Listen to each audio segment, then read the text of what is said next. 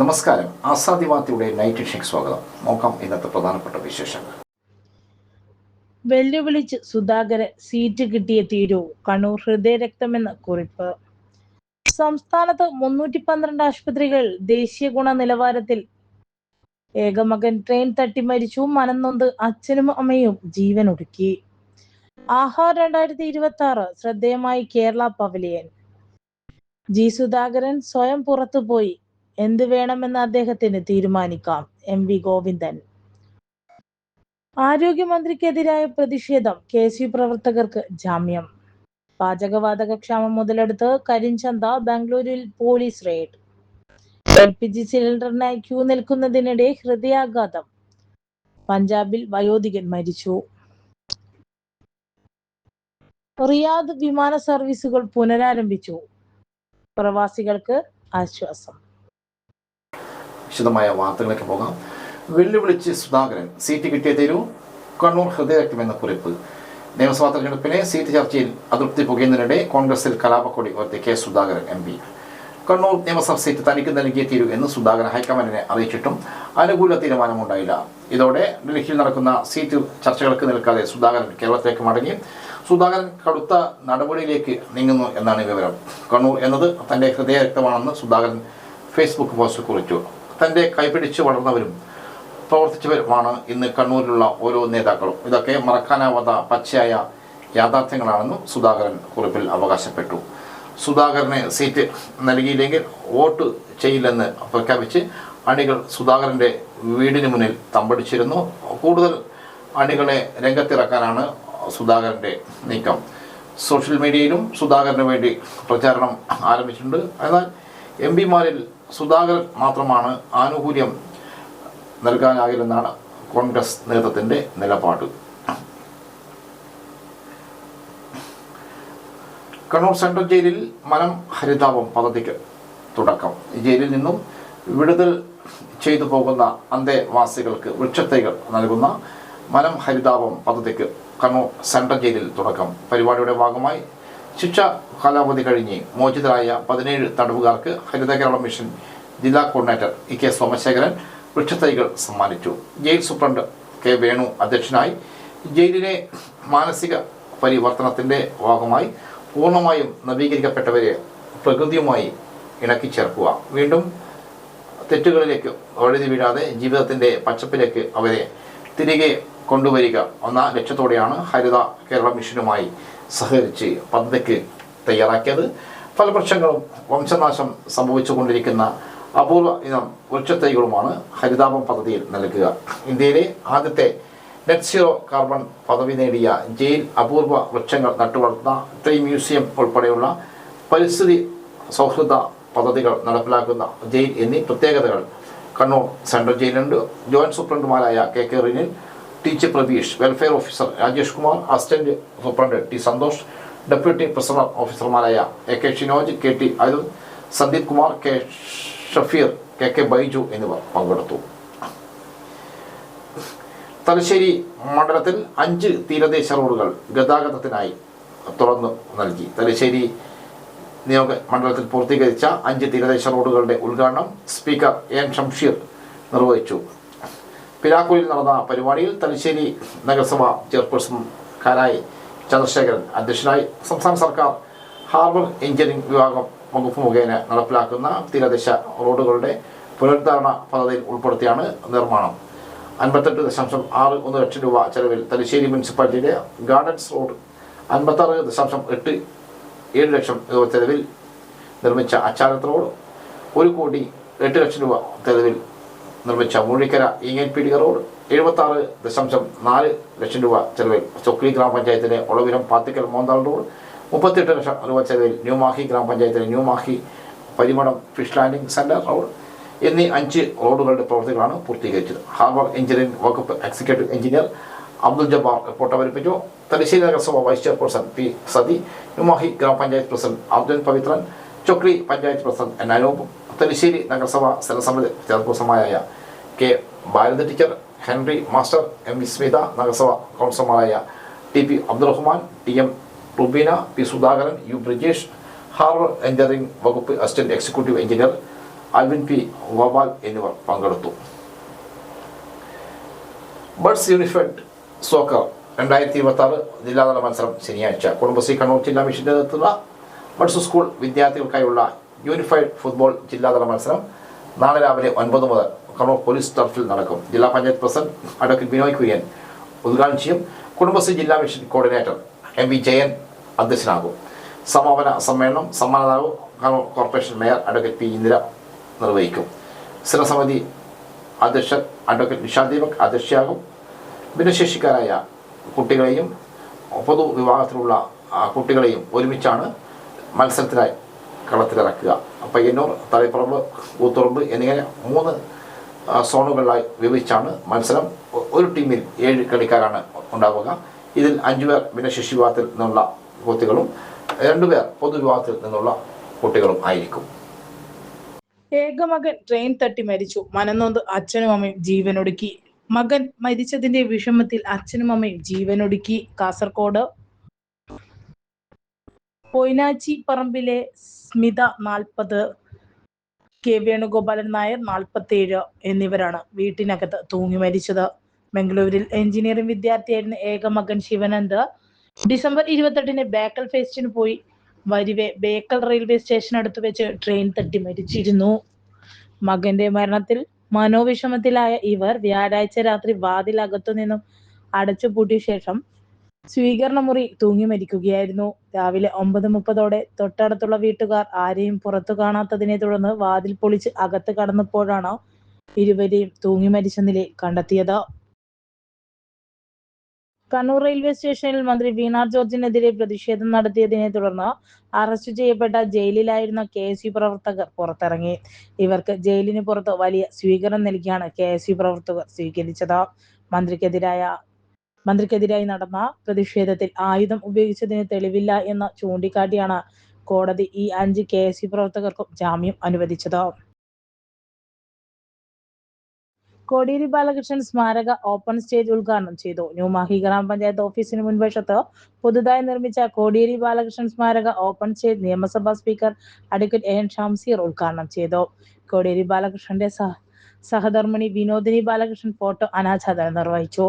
ന്യൂമാഹി പഞ്ചായത്തിന്റെ 2025-26 വാർഷിക പദ്ധതിയിൽ ഉൾപ്പെടുത്തി 12 ലക്ഷം രൂപ ചെലവിൽ ജില്ലാ നിർമ്മിതി കേന്ദ്രത്തിന്റെ നേതൃത്വത്തിലാണ് ഓപ്പൺ സ്റ്റേജ് നിർമ്മിച്ചത്. സാംസ്കാരിക പരിപാടികൾക്കുൾപ്പെടെ ഉപയോഗപ്പെടുത്താൻ ഭാവിയിൽ ന്യൂമാഹിയുടെ സാംസ്കാരിക കേന്ദ്രമായി മാറുന്ന നിലയിലാണ് ഓപ്പൺ സ്റ്റേജ് വിഭാവനം ചെയ്തിട്ടുള്ളത്.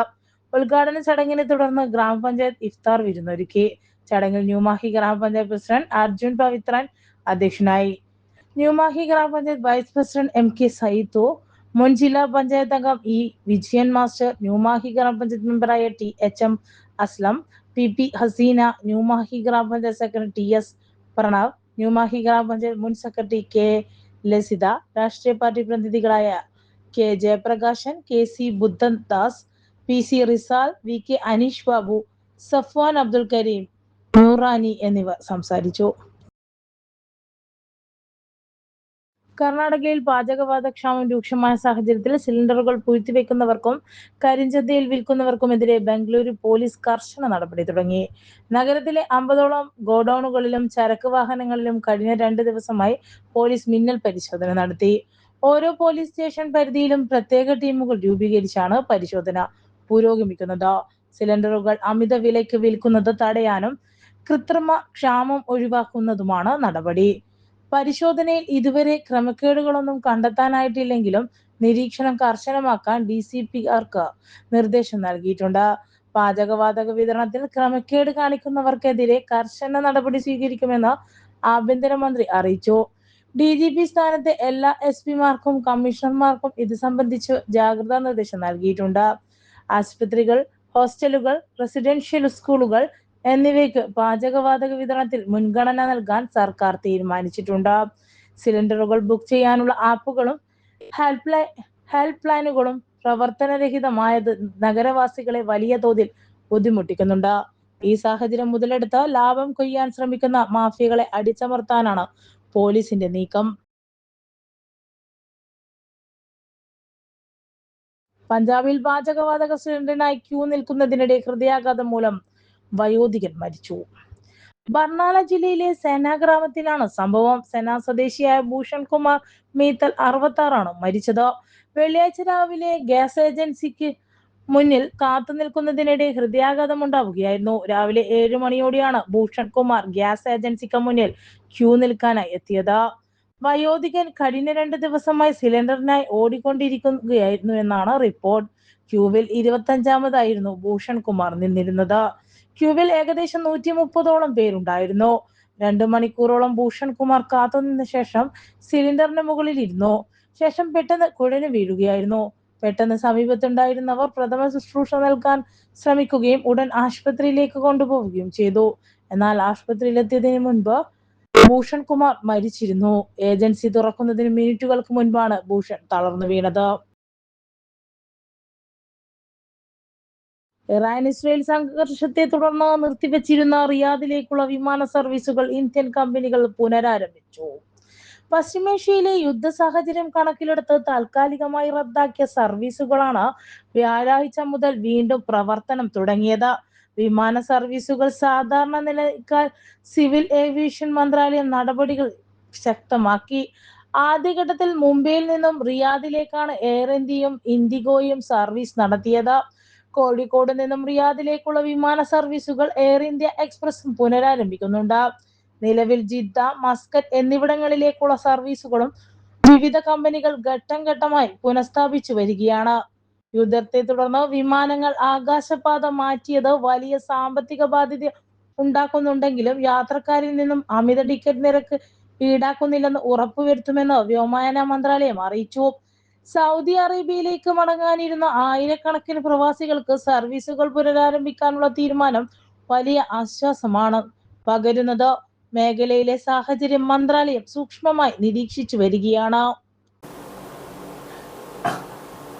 സംസ്ഥാനത്ത് 312 ആശുപത്രികൾ കൂടി ദേശീയ ഗുണനിലവാരത്തിലേക്ക്. കണ്ണൂർ ജില്ലയിൽ 3 ആരോഗ്യ സ്ഥാപനങ്ങൾ കൂടി ഇതിൽ ഉൾപ്പെടുത്തി.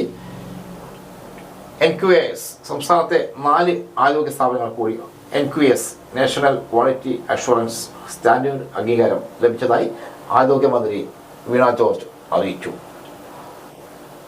കണ്ണൂർ ചരൽ ജനകീയ ആരോഗ്യ കേന്ദ്രം, കണ്ണൂർ അമ്പായത്തോട് ജനകീയ ആരോഗ്യ കേന്ദ്രം, മലപ്പുറം കേപ്പുരം ജനകീയ ആരോഗ്യ കേന്ദ്രം എന്നീ ആരോഗ്യ കേന്ദ്രങ്ങൾക്കാണ് പുതുതായി NQS അംഗീകാരം ലഭിച്ചത്. ഇതിനു പുറമെ കണ്ണൂർ മാട്ടൂൽ കുടുംബ ആരോഗ്യ കേന്ദ്രം 56% NQS പുനഃ അംഗീകാരം നേടി. ഇതോടെ സംസ്ഥാനത്തെ ആകെ 312 ആരോഗ്യ കേന്ദ്രങ്ങൾക്ക് NQS അംഗീകാരം ലഭിച്ചത്. സംസ്ഥാനത്തെ 9 ജില്ലാ ആശുപത്രികൾ, 8 താലൂക്ക് ആശുപത്രികൾ, സാമൂഹ്യ ആരോഗ്യ കേന്ദ്രങ്ങൾ, 51 നഗര കുടുംബാരോഗ്യ കേന്ദ്രങ്ങൾ, 177 കുടുംബ ആരോഗ്യ കേന്ദ്രങ്ങൾ, 53 ജനകീയ ആരോഗ്യ കേന്ദ്രങ്ങൾ എന്നിവ NQS അംഗീകാരം നേടിയിട്ടുണ്ട്. NQS അംഗീകാരത്തിന് 3 വർഷത്തെ കാലാവധിയാണുള്ളത്. 3 വർഷത്തിന് ശേഷം ദേശീയ സംഘത്തിൻ്റെ പുനഃപരിശോധന ഉണ്ടാകും. കൂടാതെ വർഷാവർഷം സംസ്ഥാനതല പുനഃപരിശോധനയും ഉണ്ടാകും. NQS അംഗീകാരം ലഭിക്കുന്ന കുടുംബ ആരോഗ്യ കേന്ദ്രങ്ങൾ, നഗര പ്രാഥമിക ആരോഗ്യ കേന്ദ്രങ്ങൾ എന്നിവയ്ക്ക് 2 ലക്ഷം രൂപ വീതവും, ജനകീയ ആരോഗ്യ കേന്ദ്രങ്ങൾക്ക് ഒരു പാക്കേജിന് 18,000 രൂപ വീതവും, മറ്റ് ആശുപത്രികൾക്ക് ഒരു കിടക്കയ്ക്ക് 10,000 രൂപ എന്ന നിലയിലും വാർഷിക ഇൻസെൻറ്റീവ് ലഭിക്കും. ആഹാർ 2026 ശ്രദ്ധേയമായി കേരള പവലിയൻ. ഏഷ്യയിലെ ഏറ്റവും വലിയ ഫുഡ് ആൻഡ് ഹോസ്പിറ്റാലിറ്റി മേളയായ ആഹാർ 2026 ഉൽപ്പന്ന വൈവിധ്യം കൊണ്ടും സംഘാടന മികവ് കൊണ്ടും കേരളം ശ്രദ്ധാകേന്ദ്രമാകുന്നു. ന്യൂഡൽഹിയിലെ ഭാരത് മണ്ഡപ് കോംപ്ലക്സിൽ നടക്കുന്ന മേളയുടെ 40ാം പതിപ്പിലാണ് കേരളത്തിൽ നിന്നുള്ള സംരംഭകർ പങ്കെടുക്കുന്നത്. മാർച്ച് 10 മുതൽ 14 വരെയാണ് മേള സംഘടിപ്പിക്കുന്നത്. മേളയുടെ ഉദ്ഘാടനം കേന്ദ്ര വാണിജ്യ വ്യവസായ മന്ത്രി പീയൂഷ് ഗോയൽ നിർവഹിച്ചു. കേന്ദ്ര വ്യവസായ വാണിജ്യ മന്ത്രാലയത്തിന് കീഴിലെ ഇന്ത്യ ട്രേഡ് പ്രൊമോഷൻ ഓർഗനൈസേഷൻ സംഘടിപ്പിച്ച മേളയിൽ ദേശീയ അന്തർദേശീയ തലത്തിൽ നിന്ന് 1700-ലധികം വ്യാപാരികളാണ് പങ്കെടുക്കുന്നത്. America, Australia, Brazil, Sweden, south Korea, Russia തുടങ്ങിയ 23 രാജ്യങ്ങളിൽ നിന്നുള്ള 140-ലധികം വിദേശ സംരംഭകരും മേളയുടെ ഭാഗമാണ്. കേരള സംസ്ഥാന വ്യവസായ വാണിജ്യ വകുപ്പിന് വേണ്ടി കേരള ബ്യൂറോ ഓഫ് ഇൻഡസ്ട്രിയൽ പ്രൊമോഷനാണ് കേരള പവലിയൻ ഏകോപിപ്പിക്കുന്നത്. സംസ്ഥാനത്ത് നിന്നുള്ള 18 ഭക്ഷ്യ സംസ്കരണ യൂണിറ്റുകളാണ് പവലിയനിൽ ഉൽപ്പന്നങ്ങൾ പ്രദർശിപ്പിക്കുന്നത്. ദിവസവും ശരാശരി 50,000-ലധികം ബിസിനസ് സന്ദർശകരെത്തുന്ന മേളയിലെ പ്രധാന ആകർഷണങ്ങളായി ഒന്നായി കേരള പവലിയൻ മാറിക്കഴിഞ്ഞു. കേരളത്തിലെ ഭക്ഷ്യ സംസ്കരണ സംരംഭങ്ങളെ പ്രോത്സാഹിപ്പിക്കാനുള്ള മികച്ച അവസരമാണ് മേളയൊരുക്കുന്നത്. ഇതിലൂടെ ഭക്ഷ്യ സംസ്കരണത്തിലും അനുബന്ധ മേഖലകളിലും പ്രവർത്തിക്കുന്ന കേരളത്തിലെ ചെറുകിട സംരംഭങ്ങൾക്ക് ഉൽപ്പന്നങ്ങളും സേവനങ്ങളും അന്താരാഷ്ട്ര വിപണിയിൽ അവതരിപ്പിക്കുന്നതിനും ഓർഡറുകൾ ഉറപ്പാക്കുന്നതിനും പുതിയ സൗഹൃദങ്ങൾ സ്ഥാപിക്കുന്നതിനും മേളയിലൂടെ സാധിക്കും. 1,00,000 സ്ക്വയർ മീറ്റർ ചുറ്റളവിൽ വിപുലമായാണ് മേള ഒരുക്കിയിരിക്കുന്നത്.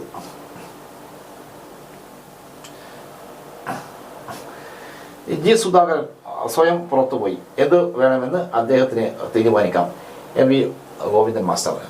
ജി സുധാകരൻ നേരത്തെ തന്നെ പാർട്ടി മെമ്പർഷിപ്പ് പുതുക്കുന്നില്ല എന്ന് പരസ്യമായി പ്രഖ്യാപിച്ചതാണെന്നും അദ്ദേഹത്തിന് എന്ത് വേണമെന്ന് ജനാധിപത്യപരമായി തീരുമാനിക്കാമെന്നും CPM സംസ്ഥാന സെക്രട്ടറി എം വി ഗോവിന്ദൻ മാസ്റ്റർ. അങ്ങനെ പാർട്ടി ബന്ധം പരസ്യമായി ഉപേക്ഷിച്ച ശേഷമാണ് സ്വയം സ്ഥാനാർത്ഥിയായി പ്രഖ്യാപിച്ചത്. അമ്പലപ്പുഴ മണ്ഡലം നിലവിൽ പാർട്ടി സ്ഥാനാർത്ഥി വിജയിച്ചിട്ടുള്ള മണ്ഡലമാണ്. ആ വിജയം ഇത്തവണയും ആവർത്തിക്കും. അതിനാവശ്യമായ പ്രവർത്തനങ്ങൾ ജില്ലാ കമ്മിറ്റി നടത്തുകയും ചെയ്യുമെന്നും അദ്ദേഹം വ്യക്തമാക്കി. LDFന്റെ സ്ഥാനാർത്ഥികളെ സംബന്ധിച്ച് ചർച്ചകൾ പൂർത്തിയായി വരികയാണ്. തെരഞ്ഞെടുപ്പ് പ്രഖ്യാപനം നടന്ന ഉടനെ തന്നെ പേരുകൾ പ്രഖ്യാപിക്കുമെന്നും എം വി ഗോവിന്ദൻ മാസ്റ്റർ വ്യക്തമാക്കി. തെരഞ്ഞെടുപ്പിനുള്ള സംഘടനാ തയ്യാറെടുപ്പുകൾ നല്ല രീതിയിൽ നടന്ന് വരികയാണ്. ബൂത്ത് തലം വരെ പാർട്ടി തെരഞ്ഞെടുപ്പ് കമ്മിറ്റികൾ സജീവമായി കഴിഞ്ഞു. താഴെത്തലത്തിലുള്ള പരിശോധന കൂടി പൂർത്തീകരിച്ച് കഴിഞ്ഞിട്ടുണ്ട്. കഴിഞ്ഞ തവണത്തേക്കാൾ കൂടുതൽ സീറ്റുകൾ LDFന് ലഭിക്കും. വമ്പിച്ച ഭൂരിപക്ഷത്തോടെ LDF 3ാം തവണയും അധികാരത്തിലെത്തുമെന്നും എം വി ഗോവിന്ദൻ മാസ്റ്റർ പറഞ്ഞു. ദേശീയപാത ഉദ്ഘാടന ചടങ്ങിൽ നിന്ന് സംസ്ഥാന പൊതുമരാമത്ത് വകുപ്പ് മന്ത്രിയെ മാറ്റി നിർത്തിയ നടപടി അങ്ങേയറ്റം പ്രതിഷേധാർഹമാണെന്നും അദ്ദേഹം ചൂണ്ടിക്കാട്ടി. ഭൂമി ഏറ്റെടുക്കുന്നതിന് 5,600 കോടി രൂപ സംസ്ഥാന സർക്കാരാണ് നൽകിയത്. പ്രവർത്തനം തന്നെ അവസാനിപ്പിക്കുമായിരുന്ന ദേശീയപാത നിർമ്മാണം LDF അധികാരത്തിൽ വന്നതോടെയാണ് ഉണ്ടായത്. കേന്ദ്രമന്ത്രി പോലും ഇക്കാര്യം അംഗീകരിച്ചു കഴിഞ്ഞിട്ടുള്ളതാണ്. എന്നിട്ടും ശിലാഫലകത്തിൽ ഉണ്ടായിരുന്ന PWD മന്ത്രിയുടെ പേര് അവസാന നിമിഷം ഒഴിവാക്കിയത് രാഷ്ട്രീയ താല്പര്യങ്ങൾക്ക് വേണ്ടിയാണ്. സംസ്ഥാന സർക്കാരിൻ്റെ അവകാശത്തെ പോലും ഇല്ലാതാക്കുന്ന ഇത്തരം നടപടികൾക്കെതിരെ ശക്തമായ പ്രതിഷേധം ഉയരണമെന്നും എം വി ഗോവിന്ദൻ മാസ്റ്റർ ആവശ്യപ്പെട്ടു. ഇതോടെ ഇന്നത്തെ ആസാദി വാർത്തകൾ സമാപിക്കുന്നു. വീണ്ടും നാളെ കാണാം. നന്ദി, നമസ്കാരം.